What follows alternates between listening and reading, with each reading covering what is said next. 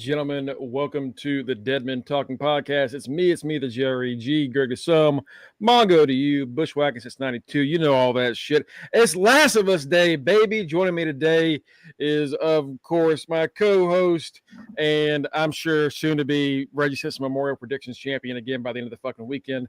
Ladies and gentlemen, he is main event Mike Hall. Mike, how you doing today, man? Oh, man, I'm great, brother. And yes, you are absolutely correct. I'm going to find my way to become Seth Rollins and pull off another heist of the century come Sunday night. But until then, we're going to talk about some zombies. Let's get into it. Yeah, man. So last week we did a full season 1 recap. And Sunday we had season 2, episode 1. I've been so excited about this. I've just been waiting to see you and Kenny react to all the bullshit that's going to happen this season. And I think season 2 was episode 1 was a huge setup episode. Not too much happened as far as action, but gave y'all a lot to sink your teeth into, introduce some new characters, and that's where we're going to start off this morning. So the first episode of this season starts with an intro. You know, like the first half of last season, we kind of had flashbacks to before everything went to shit. This time, we saw a random group of people at a burial site that turned out to be survivors of Joel's onslaught from the end of season 1 when he killed all the fireflies, including Marlene, and saved Ellie. At the end of season 1, Ellie asked Joel, "Did you lie to me? You know, what happened?" And he, of course, continues to lie to her, and we see how that's working out as this episode goes on. But so now you see the far off distant danger, which is this strange group you don't know much about yet. I'll tell you right now, Mike, that the leader, the woman who they named Abby, is going to piss off a lot of people by the time this season is over. Oh yeah, like I figured that out right away. And as soon as she started talking, about revenge, I'm like, oh yeah, she's gonna be a problem, a huge problem. For sure. What's going on, Cookies? How you doing, brother? Thanks for joining us this morning, man. What up, Cookies? He just already ate that bitch.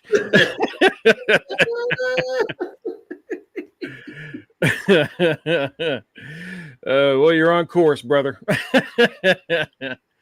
All right, so yeah, this first episode is called Future Days. Like I said, so it starts off with them and Abby is just saying, I want revenge. We have to get revenge. And her one of her members is saying, you know, we don't have a lot of supplies, we don't have a lot of anything really. Just going to search for Joel right now with no prep could end up getting us killed. And this woman is just dead set on revenge. That's all she cares about is getting vengeance on this. And I don't remember. I should have watched it before we started today. I don't remember exactly if she specifically gave her relation to her family member that was killed. It was her father. Okay, so she did say it was her father. All right, yeah. Mm-hmm. So yeah, she wants revenge for the death of her father and of course her other friends. She's convinced by I would assume, I guess her second in command, to go to another outpost, another Firefly outpost, resupply, kind of adjust themselves to what this new situation is, and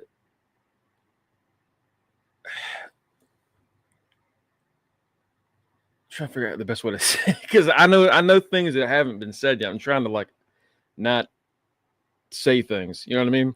Mm-hmm. It's kind of tough. Yeah. But yeah. So before we get to Joel and Ellie, the last thing Abby says is slowly. The guy goes, "What?" She says, "I want to kill him slowly." Oh yeah. Oh yeah. When she said that, I'm like, oh, she wants to torch this motherfucker. She Mm. wants to torture him. Give him a nice slow burn death. Piece by piece, cut by cut, whatever tool they're gonna use, that's what they're gonna use on old Joel. So Joel, you're a goner, my man. Kiss your ass goodbye, brother. You're a fucking goner. Cookie's making a prediction. Cookie says she's gonna kill Tommy. Ooh, That would be a that's tough good one. one. Oh, you have to deal with his wife the entire season. I mean, you know what? That's not a bad decision. That's not a bad call. I know Cookie said he didn't play the game. So again, I'm having to be very careful with my words. So the season 2, episode 1 starts off as far as the present time goes. Joel and Ellie are kind of, they're not talking too much these days. It's been 5 years since the last season. And Joel is like working on something inside this house. And he's got these old man glasses on. Now he looks like he is aged 20 years, Mike. I swear to God. Yeah. He looks like a grandfather. Yeah. Yeah. When I watched it last Sunday, I was like, oh God, Joel looks like shit. And then I watched it again last night, just see if I can get a different opinion about how he looked. And when I turned it on and they showed him, I'm like, oh yeah, he still looks like shit. Yeah. This man was sitting in his house with a cardigan on. I was like, good God, he's old. Motherfucker got carpal tunnel. He got to do this every few seconds trying to fix the breakers. I'm like, man, this is a broken down old piece of shit. Oh my God. Yeah. So and then tell you, this is only 5 years later. That man aged, to Mongo's point, he aged at least 4 times that. At least 20 years. My God. It's yeah. So time has not been good to Joel. And then this woman walks into his house. We learn her name is Dina. Dina is a very good friend of Ellie's, and Joel's like, "Can I? Is Ellie mad at me?" Dina goes, "Why don't you ask her yourself?" Like, I can't. She goes in the garage, turns up that music. I can't ever get a word in. Like, it's like every father's relationship with their teenage daughter. Mm-hmm. She's going through a phase. It is it's because this is the point in their relationship that he didn't really get to reach with Sarah. So he doesn't know how to handle the situation. And he kind of knows, he kind of has an idea why she's mad, which is obviously he fucking lied to her about the situation. But he's wrestling with it. And we hear that he's going to therapy. Even Dina's like, "Are you going to fucking therapy?" Because he says something about like, so he uses therapy lingo. You know how you have friends that they try and speak to you as if they are a therapist.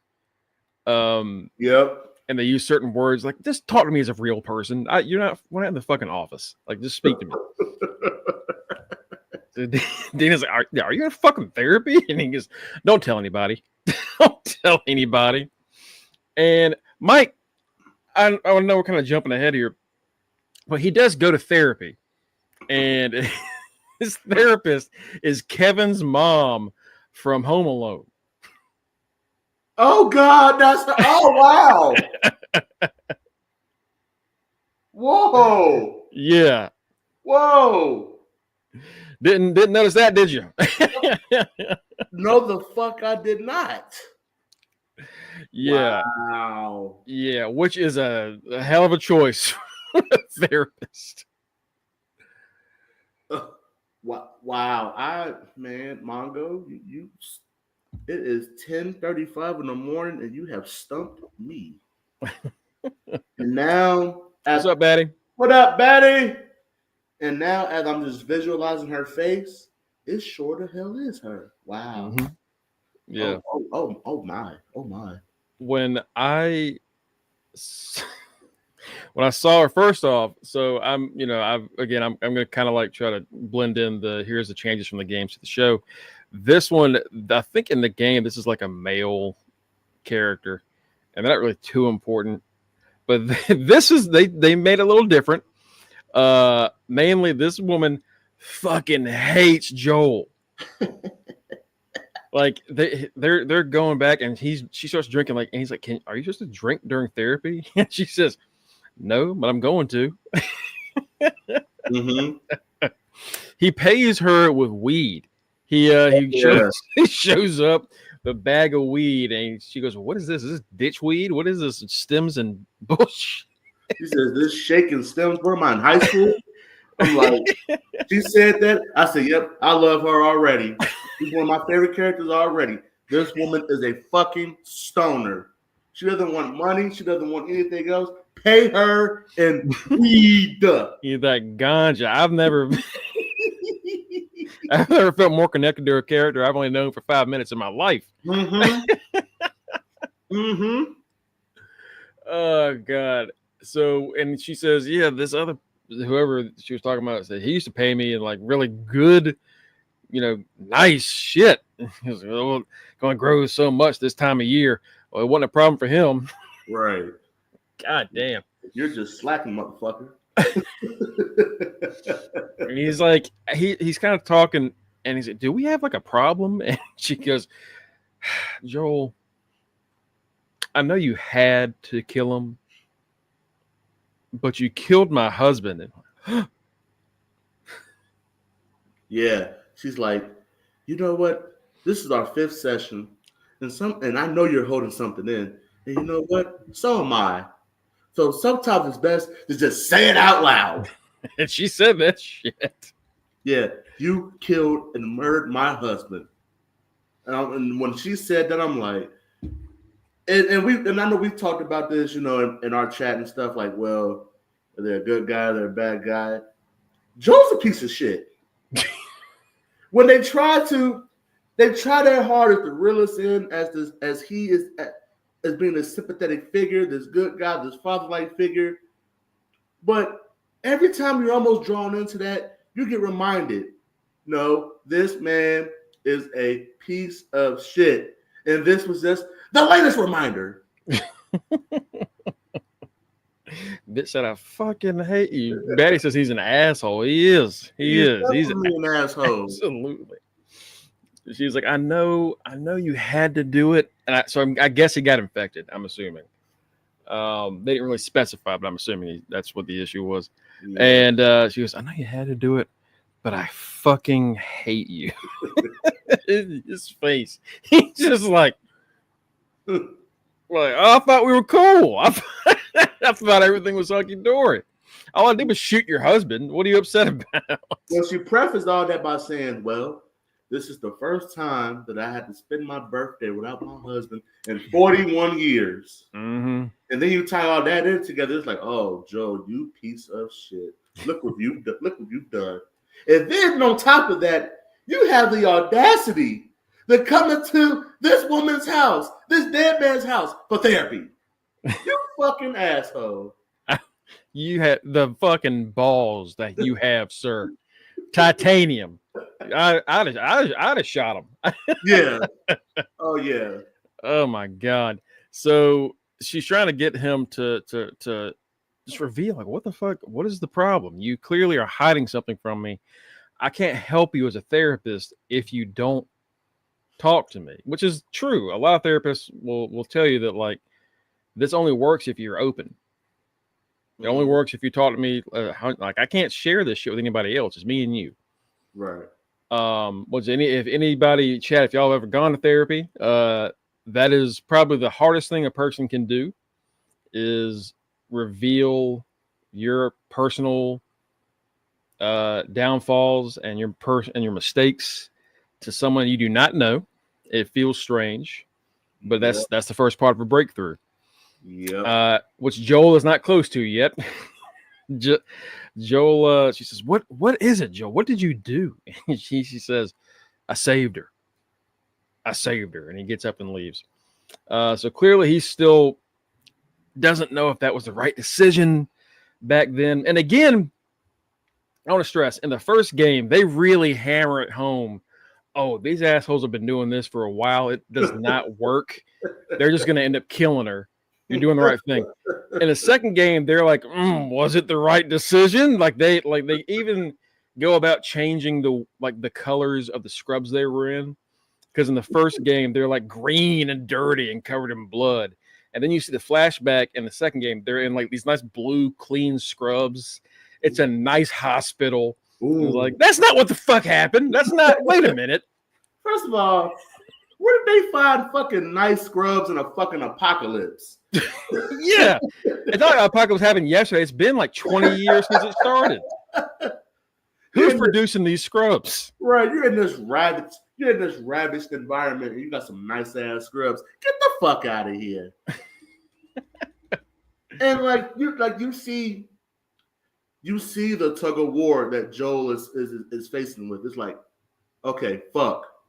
I killed all these fireflies. I lied to Ellie about it. I know that's why she's mad at me. However, I saved this girl's life. So he's just having that tug of war, just like, oh, like, what the fuck? What the fuck? How do I deal with this? And in classic Joel fashion, he leans over this way. I saved her. Because in his mind, that justifies doing what he did. And that justifies him lying to Ellie. Because he saved her. Yep. And I'm sure you know someone like this, as where you know they're doing the wrong thing, but they cannot admit they're on the wrong side of something. They believe everything they've done is the right choice, and as he did do, he's still exactly, Batty. And it just circles back to that man is an asshole. Oh God.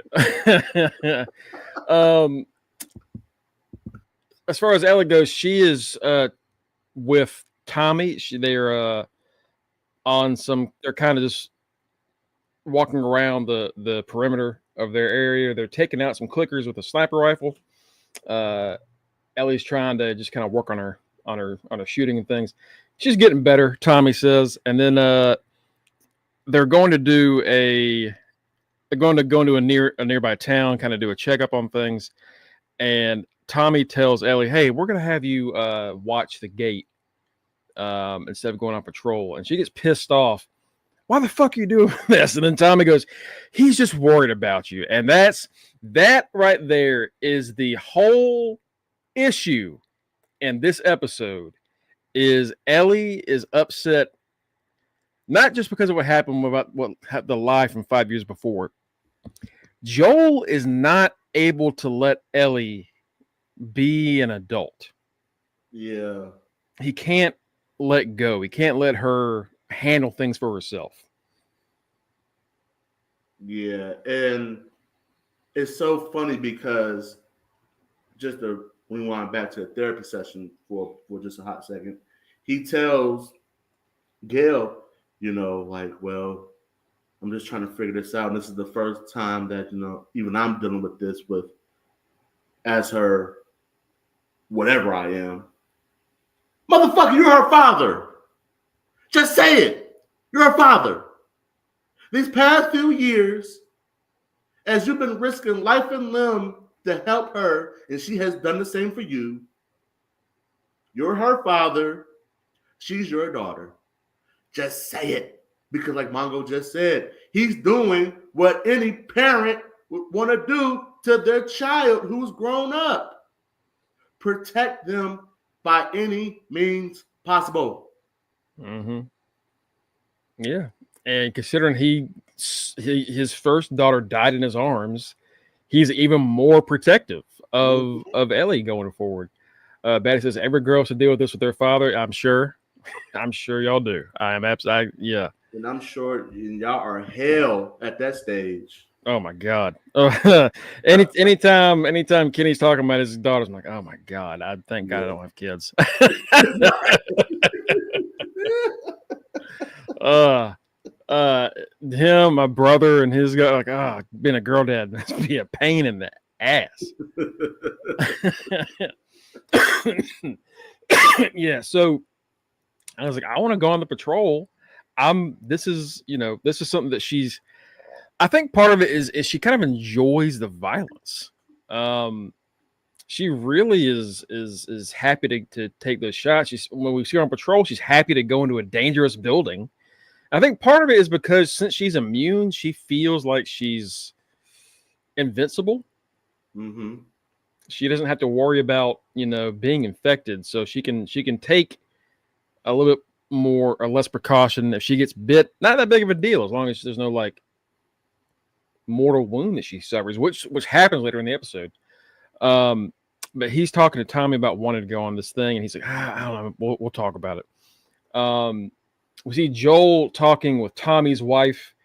They've taken in too many refugees, and she says, well, you were once an outsider. Like this, like you talk about how we shouldn't take more outsiders in, but you and Ellie were outsiders before. So how you gotta think that it's that empathy thing where like you gotta put yourself in their shoes, and if you've been there, it's what is it called? Like when you succeed and you pull the ladder up so nobody else can follow you. That idea. Mm-hmm. That's kind of what they're making it out to be, Joel's motivation. But Joel makes a good point. They don't have an infinite amount of space. They can't keep building onto the town. And as we see later on, this fungal shit is finding new ways to creep around and move in. It is evolving. So I kind of understand Joel's point of like, hey, we gotta start turning people away. Yeah, I understand his point, but yet again, when you try to look at him as the good guy, the things that he says is like, this man is a fucking jerk. He's an asshole. Because to Maria's point, you were once a refugee. We could have said the same thing about you and Ellie, but we did not. Yeah. So it doesn't matter. We have to bring these people in and save them because we did the exact same thing for you. Yep, that's what we do. That's what they're supposed to do, right? Mm-hmm. And even look back at when they came to that town in Wyoming in the last season, they were pretty welcoming to them, pretty much almost immediately. Cookies is a good point. He said, especially since last season, they had a group of cannibals because they didn't have enough food. Fair point, man. That's a fair point. You don't have enough food. You got to start getting drastic. Of course, unlike that group, they were able to start up their own little farm. They got their own vegetables growing. So I gotta say, I would be scared shitless to be eating anything out of the ground in this world, Mike. I'd be terrified. Yeah. Ain't no fucking way. Yeah, no, thank you. No, thank you. We are officially never eating vegetables again. Unfortunately, that's just how this has to be. Yeah, no. If it's not, you know what? Even if it's hanging from a tree, nope. All you need is one little bit of fungus connected somewhere, and you're dead. Like where we are all just going to be round and tall from just being straight carnivores. Because vegetables, fuck no. How dare you offer me a carrot? How dare you offer me a fucking piece of lettuce or broccoli? You trying to kill me? every vegetable has this one part that you want to cut off and not touch and eat. You know what I mean? And I feel like in this world you'd be worried, like, oh God, is that a sign of fungus? Am I eating this cordyceps? Am I about to fucking turn into a zombie? Was that? I don't know if it was Family Guy one of them cartoons where one of them was chasing the other one around with a piece of broccoli, and it was just like, no. That's got to be a Family Guy. But that sounds like a Family Guy bit. It sounds like that sounds like a Brian and Stewie segment if there is one. What's up, Kanisha? How you doing? Good morning. Kanisha, what's happening? Man. So they kind of talk about that, and then before they can really get into the weeds and really make a decision, Tommy shows up with his son, who of course is nephew of Joel. Joel picks him up. He's clearly a very good uncle, asshole or not. He clearly has a good relationship with this kid, and he talks about going on patrol and shooting things, and he like shoots Joel with the finger gun and goes, oh, you got me, which as a fun uncle, been there before. So yeah, like we're seeing Joel's various relationships, and most of them are shit, but he does have a few good ones. Ellie does end up going on that patrol, even though that's not something Joel would have wanted to hear, with Dina and the rest of this crew. And she is kind of not listening to the orders she's given at all. She's hard-headed as fuck. She's blatantly not listening to these motherfuckers. It's like Tommy told her, like, you and my brother are the same fucking person. And that's another reason why they're not getting along, because you know the old saying, you know how when some people just don't get along, it's because they act just alike. Mm-hmm. And that is the perfect example with these two. They act just alike. They're both stubborn. They're both hard-headed. And they're both assholes. Exactly. Yeah, Cookies. Yeah, Ellie is Joel for sure. For sure. Yeah. It's something that even Tom was like, you're kind of just really aggressive. You just refuse to listen. Like, we need you to listen when we're telling you something. So they go on this patrol. They see that these clickers and other infected have killed a bear. How is the question? And they didn't just kill this bear. They ate this bear. It's a lot of that meat's gone. Yeah, they fucked that bear. Yogi got fucked up. Yeah. I was waiting. I was like, is this bear about to be like a zombie bear? That would be fucking horrifying. But and that's what I was thinking as well. I'm like, oh my God, no. Shoot it in the head. Real quick. Shoot it in the head. Right now. I know it no longer has guts, but shoot that bear in the fucking head. Ellie and Dina see that there are some tracks leading into the supermarket, and they go in against the wishes of I can't remember the person's in charge of this group, but Kat. Thank you. Kat told them not to go off on their own. We're just doing patrol. If you find anything, let us know. And Ellie said, "Fuck that. I'm gonna have fun today." They go into this supermarket. They're walking around the top floor. They're talking, and Ellie and Dina are they're having a nice little chit chat, and you can kind of feel like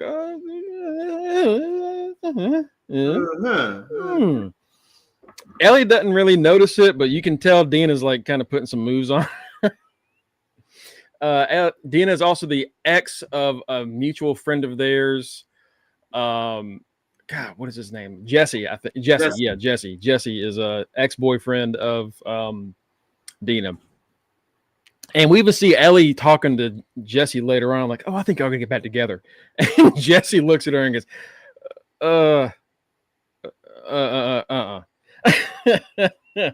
Like he already knew. He was like, no, because you're about to block me on that. Ellie ends up falling through a hole, and Danny says, "Hey, stay right there, don't move." And they're like, "Yeah, sure." And she immediately walks off, starts walking away. And then we are introduced to a new type of infected, Mike. In the first season, y'all saw the regular infected, then we saw the clickers, and then we saw the bloater, which is that giant big bastard that just tore that entire most of the shreds. This, they didn't name it, but this is what they call a stalker. It is an infected that knows how to trick and hide and hunt. It is not brainless. This thing has plans. This thing is tricky. It is honestly terrifying. That might be the more terrifying than the bloater.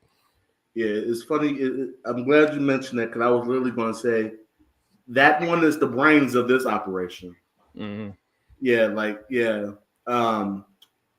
it's bad enough when in season 1 where to get the clickers, any of the infected's attention, all you have to do is just make just the slightest sound.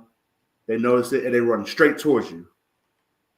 But like to Mongo's point, these motherfuckers, they're slithery. They're very sneaky. They're maneuvering. You don't know where they're coming from. As you're thinking you're watching them, no motherfucker, they're watching you. And yeah, an intelligent zombie. Oh no, no, thank you, no, thank you. That's not playing fair. Yeah, the dumb ones were bad enough, but this one with a brain and knows how to use it. Oh no. Yeah, zombies that can think, that's bullshit. That's cheap. Yeah. That's not fair. Cookie says when it ran off, I was scared for Ellie. I thought Dina was gonna die. Yeah, I think we all kind of knew, like, oh, this thing just saw Ellie, heard her make noise, and ran in the other direction. Does it? It saw. Like, did it see the gun? Does it know what a gun is? Like, is this the idea that like it sensed danger and it's just trying to lure her into a better opportunity for it to attack and get a meal? Ellie does fall for the trap. Ellie walks into this kind of big open area. It has hidden itself away, I think, in like a trash can or something. And it silently creeps out and, oh fuck, oh shit, here we go. And you know what, Mongo? Like, they show the face of this thing, and I think something that's really important as far as the detail is, these are more human-like in their features. Yes, they're still ugly-looking motherfuckers, but they have more human-like features. Like, you can clearly tell, oh, this is a woman. This is a female zombie. Instead of having the brains all out and shit and all that is ick, you can clearly see that there's a human element to this type of zombie. Hence, why they're smart. Hence, why they're able to maneuver and strategize. Yeah. As we saw before, the clickers, the cordyceps fungus had like taken over the top half of their head. So they couldn't see anything, and it was all reacting to sound. Bloater was the same way. No eyes, just completely covered. This is the stalker, and you can still see the eyes are open. The cordyceps has come through the brain right here. But like you said, still more human, like where clearly there's still something going on up here. And it attacks Ellie. And again, if Ellie wasn't immune, she'd be fucked because this thing bit her on the stomach. Ellie does manage to shoot it and kill it just before Dina gets there. Ellie hides her bite because even though she's immune, everyone can't know that. Even at the beginning of the episode, Ellie and Tommy, when they're on their patrol, Ellie screams, "I'm immune!" And Tommy's like, "Shut the fuck up! Shut up! Jesus, you're just like your dad. Holy shit!" It's an important secret that could cause problems to the point that even their home base of operations don't know it. Mm-hmm. It's a real close to the chest kept secret that I think is just Tommy, Joel, and maybe Tommy's wife know, and that she might not even know it. Right. It's so it's something that she wants to keep to herself. So she gets bit. Later on, we see Mike in one of the grossest images I could have seen. She takes a knife and she's cutting the bits of flesh that weren't, taken apart by the bite to make it look like just a different kind of wound. Oh, God. Yeah, she takes her damn switchblade, sterilizes it with fucking, I don't know if it was gin or vodka, whatever's in that fucking flask. And like Mongo said, just cutting open the wound entirely to stitch herself. And I'm just like, you nasty motherfucker. Like, it's one thing that we saw her do it to Joel in season 1. It's another thing to just play operation on yourself. Like, this girl is sick. Yeah, exactly.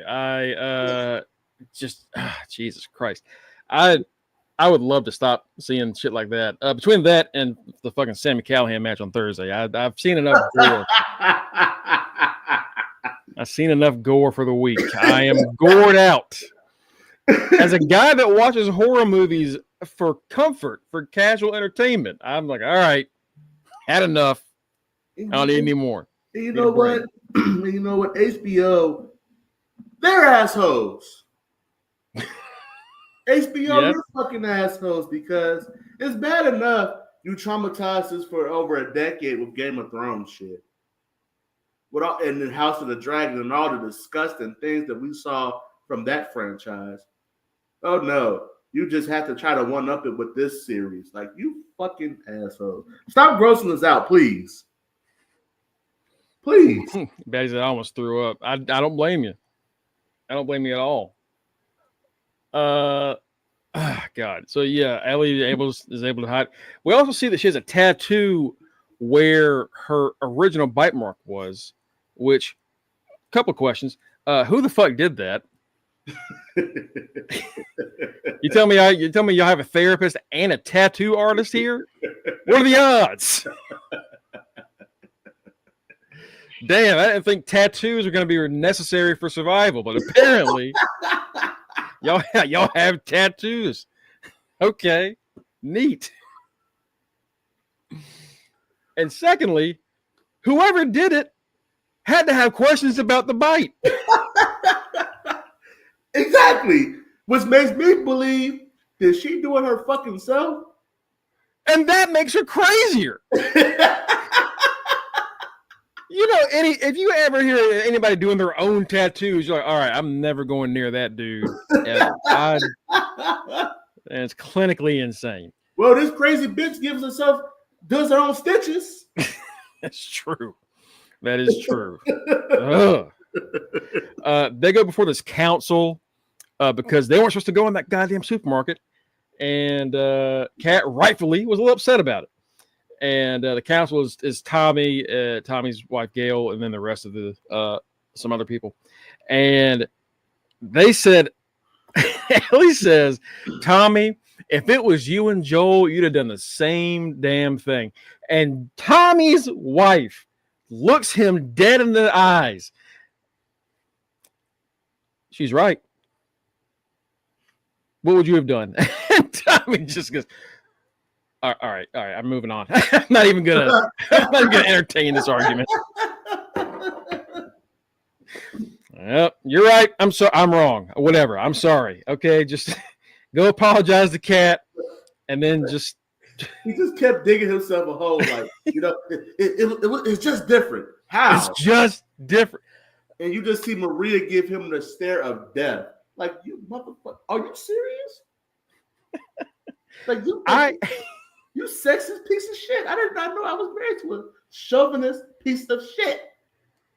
But it's also like, I think we've all kind of had one of those arguments where no matter what we say, it's just getting worse and worse. And you know, this episode had a lot of like, oh, that felt like a personal attack on me.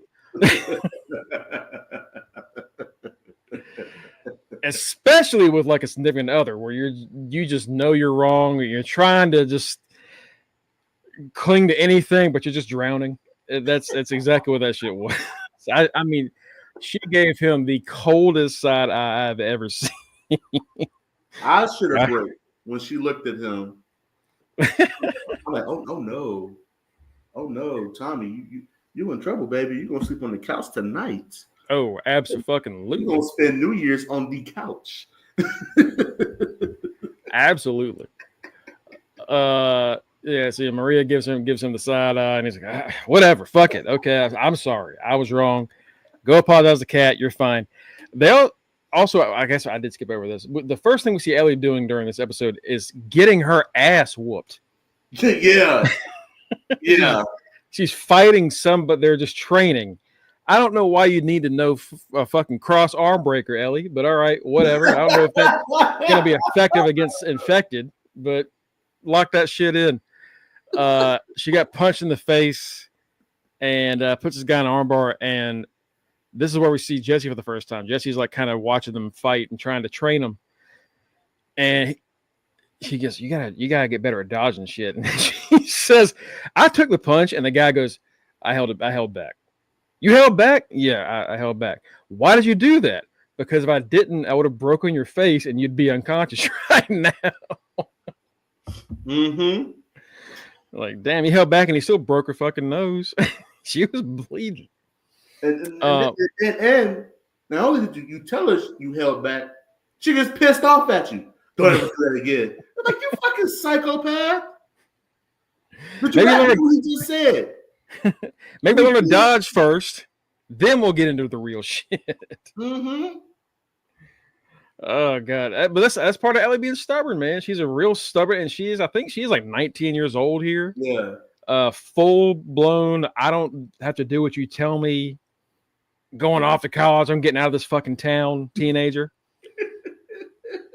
If it wasn't you know somebody like it, Chad. I can't wait to get out of this podunk bullshit town, and they come back 2 years later. So at this point, and then at the council meeting, they all ask Ellie. So Ellie, you gonna go to that thing? You gonna go to that thing tonight? That thing? And she says no. Initially, she doesn't want to go. She kind of feels like she's more of an outsider to the town, which is weird. After 5 years, she feels like an outsider. That rebellious phase is really fucking up her relationships. Yeah. The only two people that really give a shit outside of Tommy are Joel and Dina.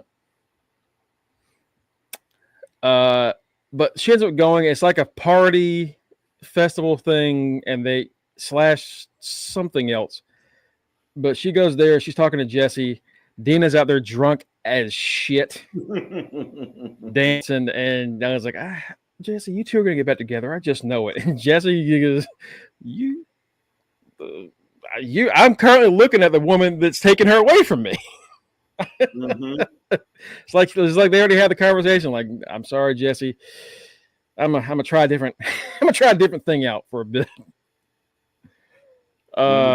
Dina walks over, says hey to Jesse, and then drunk and like, come on, let's go dance. And then it turns out she ain't drunk. She said, I didn't drink anything. Smoked a lot of weed. You're damn right.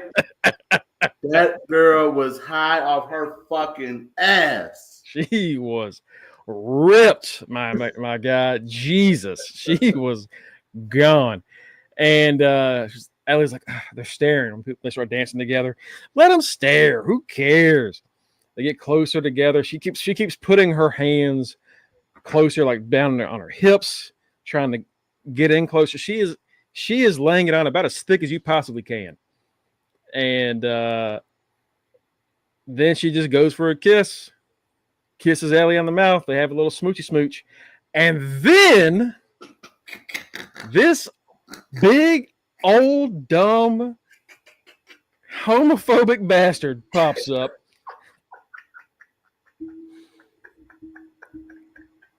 Excuse my language for what I'm about to say, but he says, "Can't y'all do that somewhere else?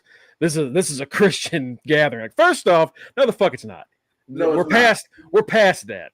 It's a family event.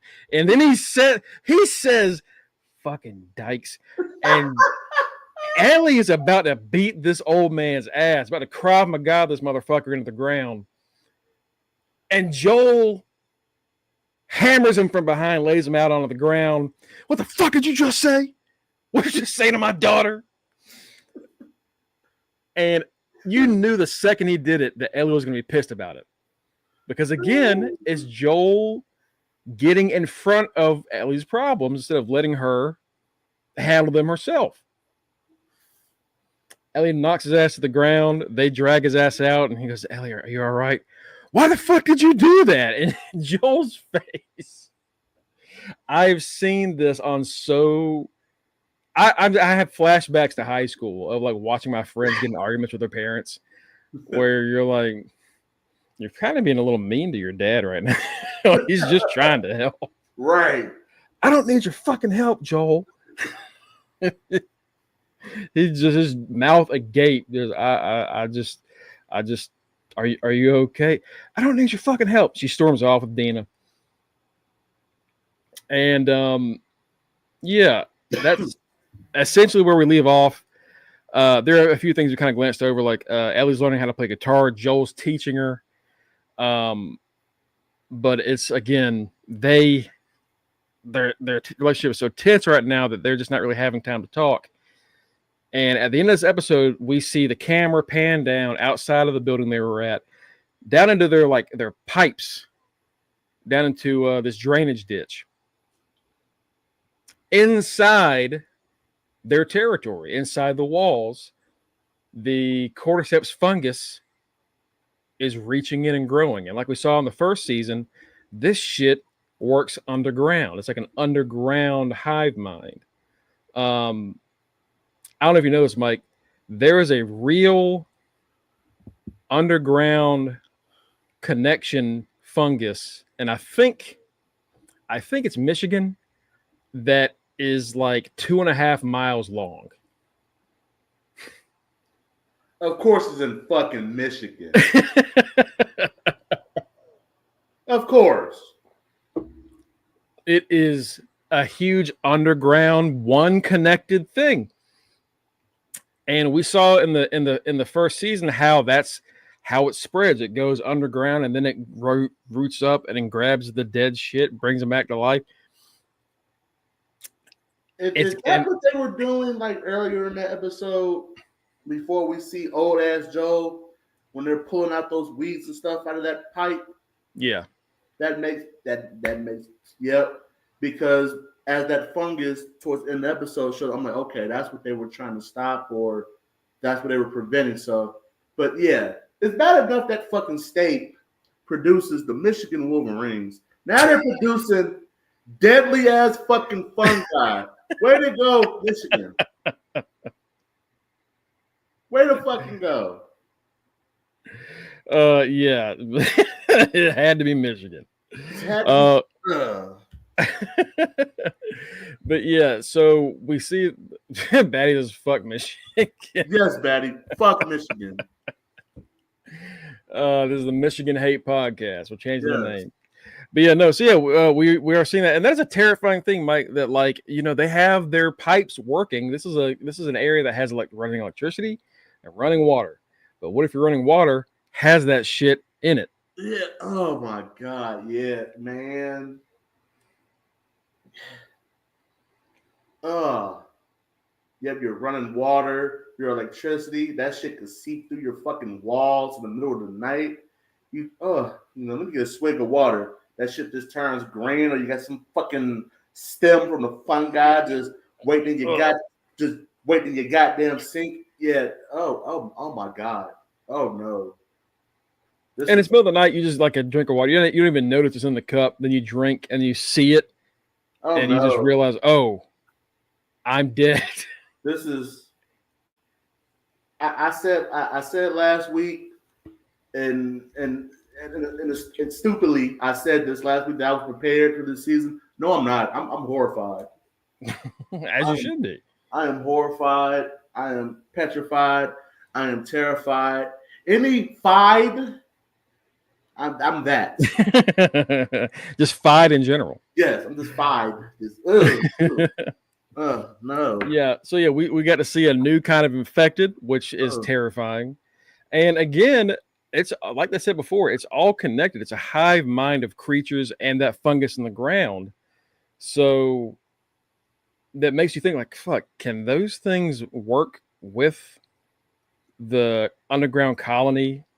Like, what is going to happen that leads to this town? Because something has to happen to this area, this Wyoming city. They can't be in it the entire season.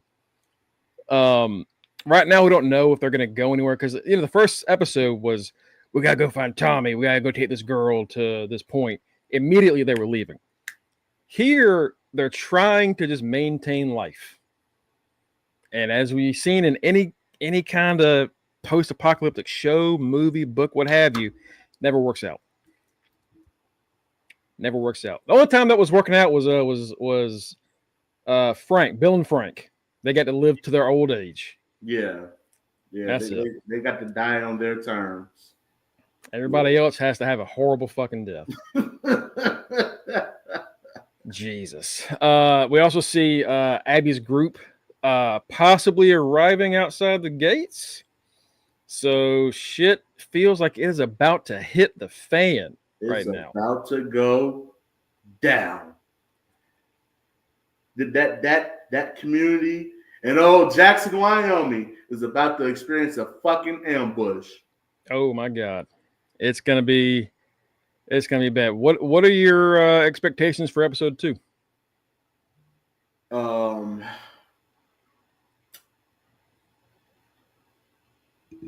Well, the beginning is going to be a big fucking argument between Joel and Ellie. Oh, for sure. For sure. And we just mentioned it. You're going to start to see more and more of that fungi just continue to just work his way through those pipes, work his way into the city. Somebody's getting fucked up. That fungi is going to trap somebody. And in this episode, you're going to start to see the first person within this community infected slowly. Yeah, it's going to be. Gee, I don't know how we're going to know it. If we're just going to see it slowly creep up under somebody's foot. If you're just going to see, we might get that water drinking scene. Who the hell knows? We might know what they're doing. Cookie says Tommy or his wife ain't surviving this season, are they? Just tell me. I'm not going to say a word, brother. You are going to have to find out yourself. And it's a real fungus, kind of. Yeah, the cordyceps fungus is a real fungus. That only infects ants. Except, just kidding, it has now infected frogs. So I know we're a society that likes to preserve things, but we could burn that shit. We could just get rid of it if we have the opportunity. Let's just kill that. Let's not even risk it. Please. Yeah, let's not fuck around and find out. Absolutely not. Absolutely not. Again, it was not an action-packed episode. I know the first episode of season 1 was they had to get a lot of shit done to make sure you were hooked. That's usually how it goes on these things. It's usually the second season is a lot slower at the start. So if you're looking for action, I know give it an episode or 2. It might not be this one, but it might be the next one. Like Mike said, shit looks like it's about to go down. I don't know if I'm more terrified of that group or if I'm more terrified about what other types of infected are out there. Because if that's not going to be the last new one they find. Oh yeah, that's a great point. Because on one end, you got this deadly ass, terrifying ass fungus partnering with these smart ass new brood of zombies. But on the flip side, you got a vengeful woman Mm-hmm. And as the old saying goes, hell has no fury like a woman scorned. Absolutely, absolutely, Mike. And I've seen enough revenge movies. I've seen Kill Bill. I've seen all kinds of shit. I know that is a dangerous game they're playing. So, Cookies, somebody's probably going to die this season. Yeah, somebody you probably like. It's going to be brutal. I remember saying this before when we were talking about the season last year. Or was it 2 years ago? That I don't know how they're going to be able to make this 2 seasons because they're doing a 3rd season, but I think they're slowing stuff down a little bit. So they're going to have 1 season of this, and then part 2 of season 2, season 3 is going to be just fucking intense. HBO has a habit of like dragging shit out sometimes. Like House of the Dragon, we probably could have just done 3 seasons and been done.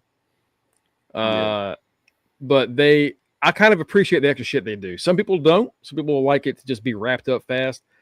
They're taking their time with it, and I like that, Mike. I like that.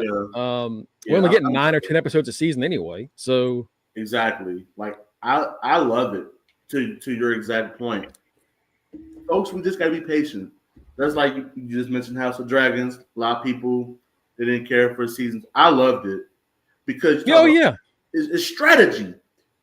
This is the strategizing part of war. Yeah. And so we saw in that show that the bad strategies often end in casualties, big losses. Mm-hmm. And when you look at this episode to begin season 2, is setting you up for everything that's about to come. And I enjoyed it. I enjoyed this episode because I know I am about to be on a roller coaster to hell. To this apocalypse. And man, at the end of the day, shit is about to hit the fan, and we don't know. Well, Mongo knows because Mongo played the fucking game. But for like Cookies and myself who did not, hey, man, woo, woo. Yeah, on one hand, I'm happy I get to watch y'all experience this. On the other hand, I kind of wish I could do it the same way. But it's fine. I still got the House of Dragons to do that shit with. Cookie says, now I got to decide if I'm going to watch it live or finish Mania first. Wrestling fan problems. I ain't gonna lie, Cookies. Hey, this man had to get watched Monday. it's still WrestleMania, brother. Like it's WrestleMania. Yeah. It's still WrestleMania. And WrestleMania weekend, WrestleMania trumps all. So yeah, we got some shit on the line we gotta deal with. So this is more about pride. We gotta focus up. We gotta focus up. I think that's gonna do it for us. I don't think we have anything else to cover. That was season 2, episode 1. We both love it. Great start to the show. I know Kenny said he really enjoyed it. If we can ever get him on for this, I'm sure he has a lot he'll want to say. But yeah, for as far as me and Mike go, a hell of a start. Folks, thank y'all so much for joining us. You can follow us at facebook.com/undertheringpod and twitch.tv/undertheringpod. If you go there, give us a follow, a like, whatever the fuck it's called on those things, because it's always something different. God forbid we have the same lingo for everything. You'll know when we go live, usually Monday through Thursday, Monday through Wednesday, 6-ish Eastern. Thursdays 9-ish, and then whenever we're watching TV, these Saturday shows between 10 and noon is when we start. We'll be back next Saturday, same time, to talk about season 2, episode 2. We'll be back Monday to talk about WrestleMania, and my God, that's going to be a long ass Raw deal. That's going to be a long one because we got to talk about Stand and Deliver. We got to talk about TNA Unbreakable. We got to talk about SmackDown. We got to talk about WrestleMania's Night 1 and Night 2. We got to talk about the Hall of Fame. It's a lot of shit, and we're going to be exhausted by the time it's over. And we got to prepare for the Raw after Mania. So it's just a whole bunch of shit. If you want to keep up with all that, you can follow us at our links, our own personal links. I am at Greg Bush SK on Twitter. On Blue Sky, just at Greg Bush. Kenny at Rocket Ribs 44, and of course, the future champion, because this motherfucker can never stay away from it. Mike Ciampa at Mr. Fresh Beard. Folks, thank y'all so much for joining us today. Really appreciate it. We will see y'all Monday. Enjoy WrestleMania weekend. Get some drinks, get some weed. It's 420 weekend, baby. Yeah. And do the damn Don. Hey, the Don. Stay hot. Peace.